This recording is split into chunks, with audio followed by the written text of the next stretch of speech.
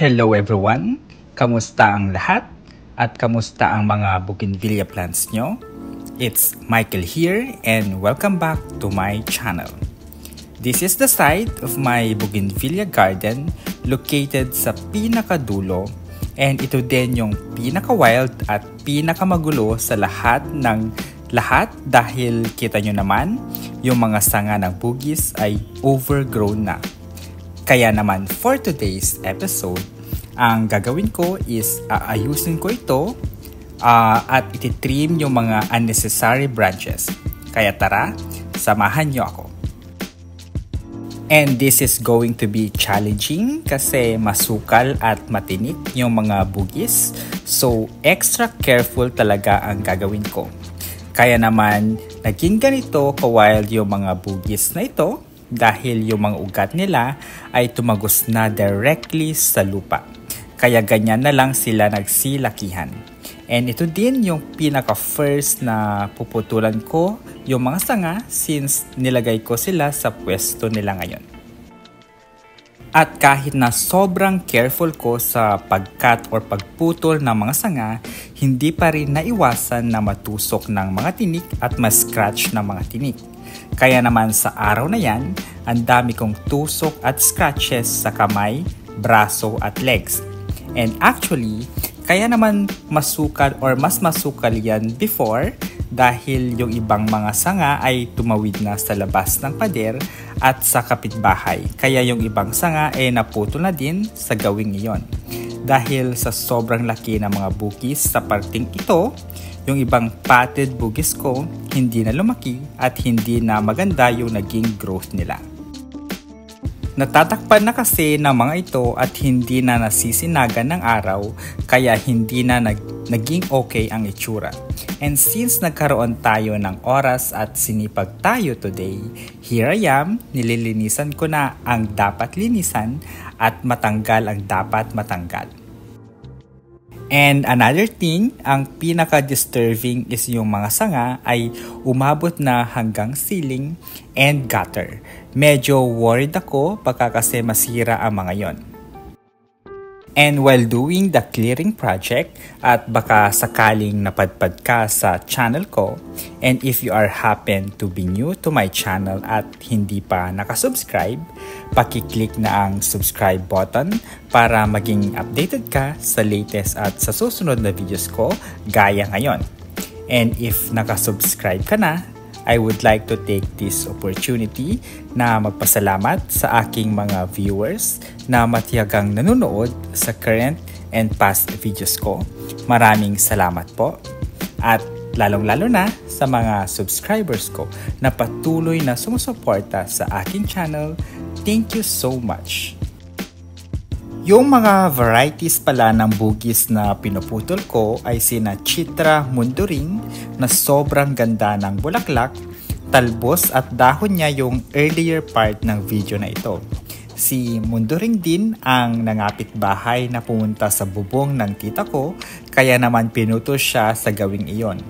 And yung ibang varieties ay sina Duckfeet na napabuhay ko from cutting dahil kasi bumili ako ng cutting sa Shopee pero kaalaunan yung mga small potted bugis na ang binibili ko. And lastly, si Danya White na Mahara variety or 36 petals kung tawagin din. Actually, maganda itong si Danya White na lagi kong napapagkamalang si Cherry Blossoms Mahara.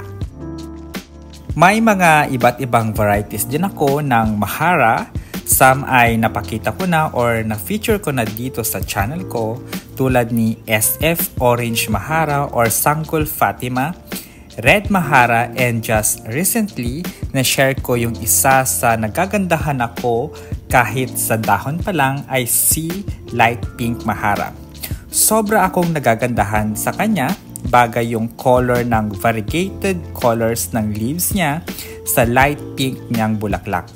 And ito palang ginagawa kong activity now is a continuation ng clearing project ko based sa mga nauna kong videos. Makikita nyo doon from the time na na-hard prune ko yung mga bugis until mag 1 month old sila after hard pruning.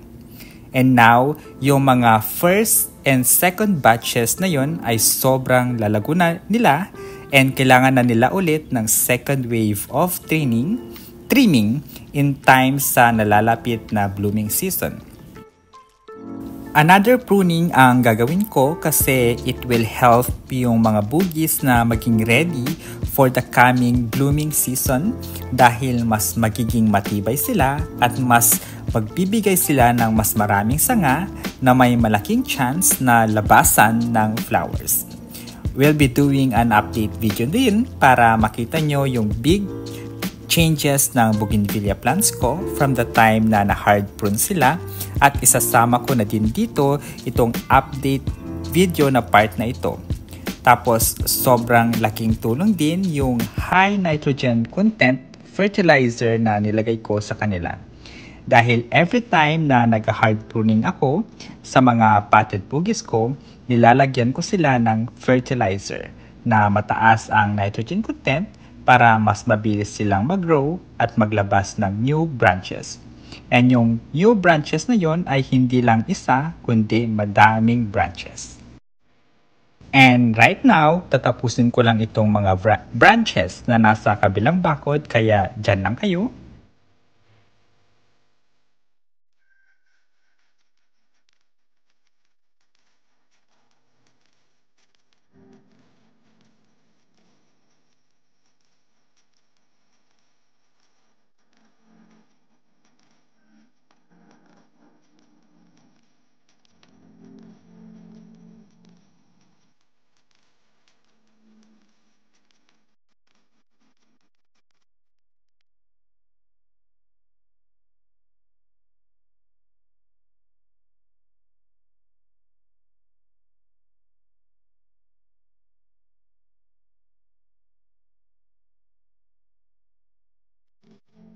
Ito yung aftermath ng pagpuputol ng mga branches and yung iba dito ay nilagay ko na sa hukay para meron akong space na lalakaran. At kita nyo naman yung mga sanga na umabot na hanggang ceiling at nakalambitin na.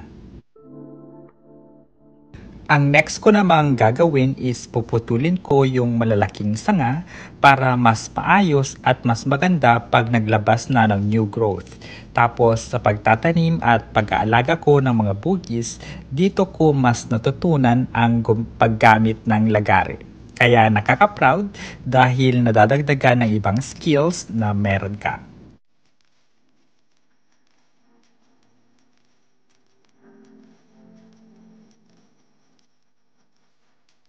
Tapos yung isang bugi na pinutulan ko ng mga branches ay nilagyan ko din ng tulos para hindi matumba at yumuko, baka kasi mabali pag hindi ko nilagyan.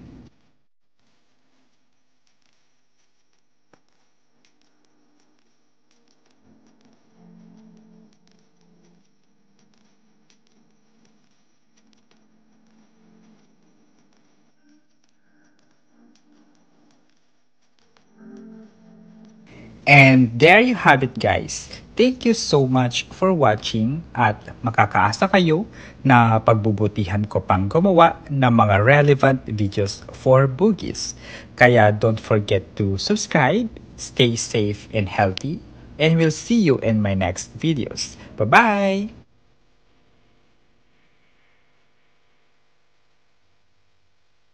At ihahabol ko na din pala yung isang malaking sanga ng munduring variety ay itinanim ko na din since maganda naman ang itsura ng branch, why not itanim na lang, diba?